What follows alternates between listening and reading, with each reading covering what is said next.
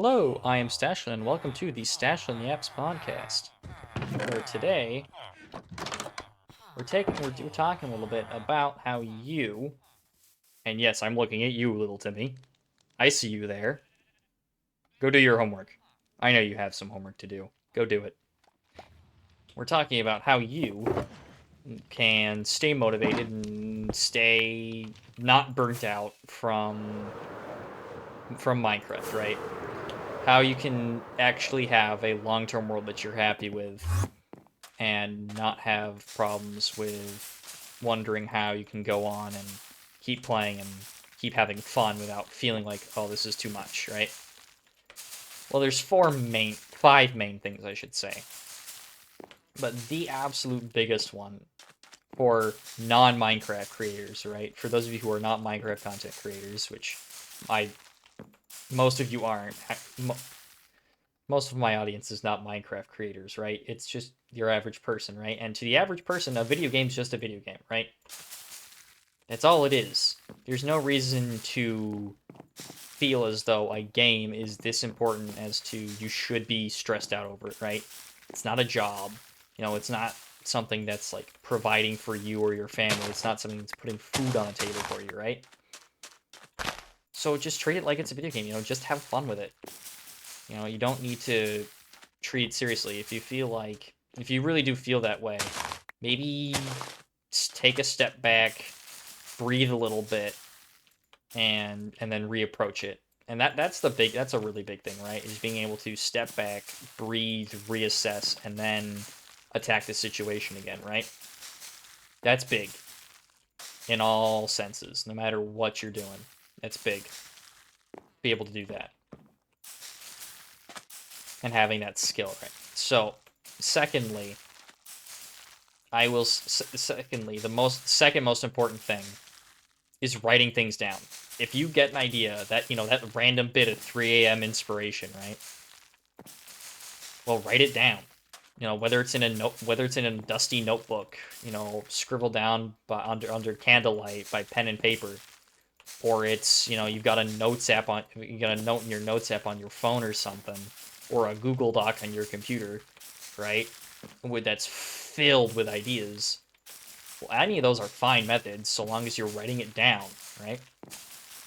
And those ideas can be as indescriptive or as Tolkien-esque writing as you want it to be, right?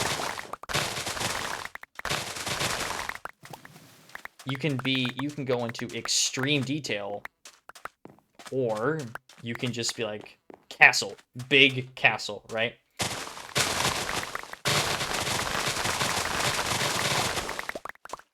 It doesn't have to be super descriptive. You can start with just a really basic idea of, I want to build a castle, right? And then you can slowly, as time goes on, develop that idea more, right? Well, what blocks do I want to use, right? What style of architecture do I want to have? And add to those ideas. Starting with a basic idea and adding to it is a very important thing, right? A lot of people don't automatically have all of the answers to, a question, right? You don't have all the answers to how you want to do something immediately. You have to start with an idea and then build up from there. You always got to start small and get bigger, right? Always, always, always start small and expand. You shouldn't start big and go down. That's a great way to cause jams and just general problems. So write things down, right? If you already have some details floating around for ideas, that's great. Put them down with it, right? Whatever it is that comes to your head, you should write it down so that you don't lose it. I can't tell you the amount of times I've had an idea for a build, and then I've not written it down anywhere, and then I can't remember what that idea was, and now I've lost that, right? I don't have it anymore. Wherever that idea was, it's gone. I won't have access to it anymore. There's nothing I can do. Sucks to be me, right? So don't make that mistake. Learn from my mistakes. Don't do what I did there. So then, if you already have your ideas, right? You know what it is that you want to do. Okay, well, or if you don't know what you want to do and you want to have a list of things to do, how do we get there, right? Well, a great way of doing that is consuming other media, you know? Maybe you like watching 1 or 2 movies or a couple of TV shows, right? Watch new TV shows, you know? Watch new movies, listen to new music. I can tell you, there are plenty of times I've watched a movie that I haven't watched before, or I've listened to a new song and it's like, ooh, okay. Yeah, like it can get your creative juices flowing, right? Gets your brain moving differently. There's new stuff up in your brain that your brain's breaking down and it's breaking down and it's sifting through it and being like, this is new. I've not seen this before. I've not heard this before, right? It's good to do that. You're adding new wood to a slowly dying out fire, right? It's getting new fuel to work with. And that's important. You should definitely seek out those kinds of things. So those are great ways to come up with ideas or flush out ideas that you've already started to develop. You know, as I said, you're never going to start with the solution to everything. You're never going to have an answer to every question, right? It takes time to build those up. You're never going to be perfect on the first try. In fact, it's not possible to be perfect whatsoever. You just have to get as close to it as you can.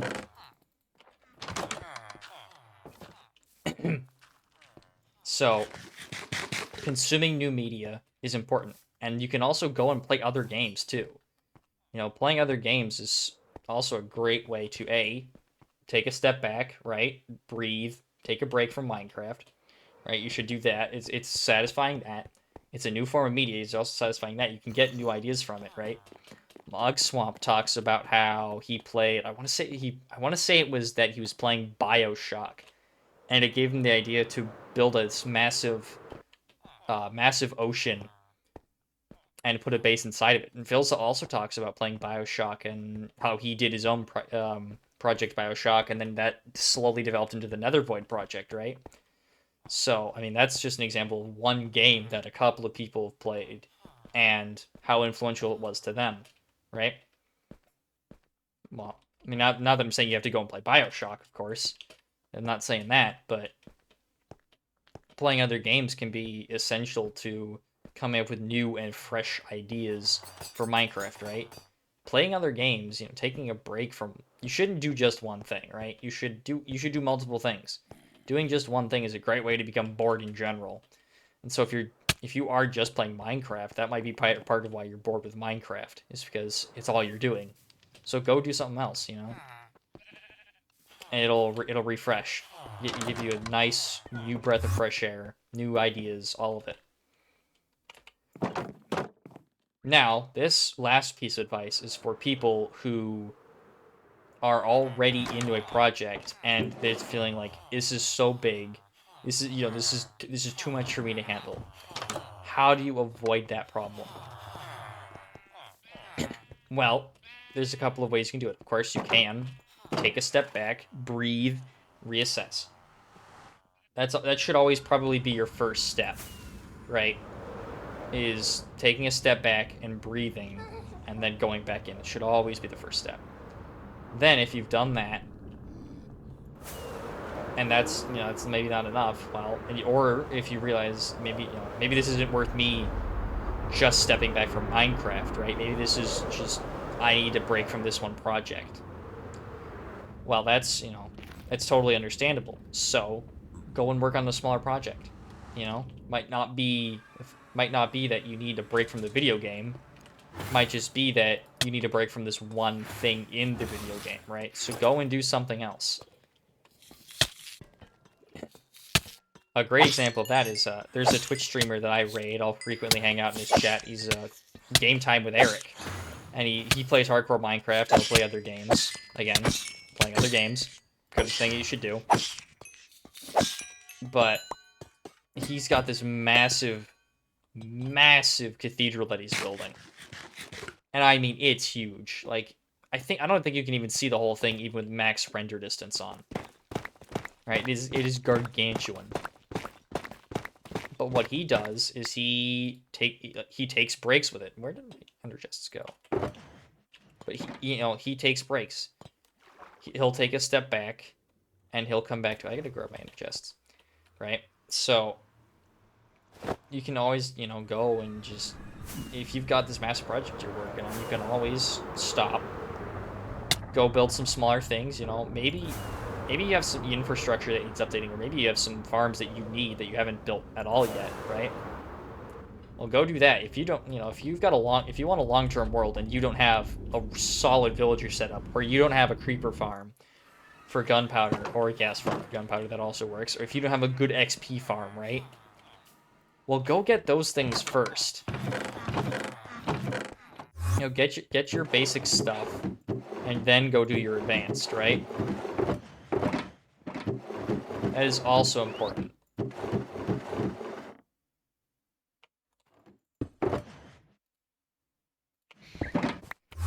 So, taking a step back and working on smaller projects as well is also a very, very important thing to do. And now I believe that's about it. So this is a little bit of a shorter podcast episode, and it's not a super in-depth topic to necessarily talk about, but it's more about small concepts that you really need to drill home, right? That's kind of more what this issue is. But thank you guys for coming out and watching it. I appreciate it. If you like what you saw, please like and subscribe. Leave a comment down below if there's something you want me to talk about in a podcast episode. And come back next time for the next episode. Also, I don't think I've ever done an intro the same way on any episode of this podcast. I don't think I ever will. So, bye guys.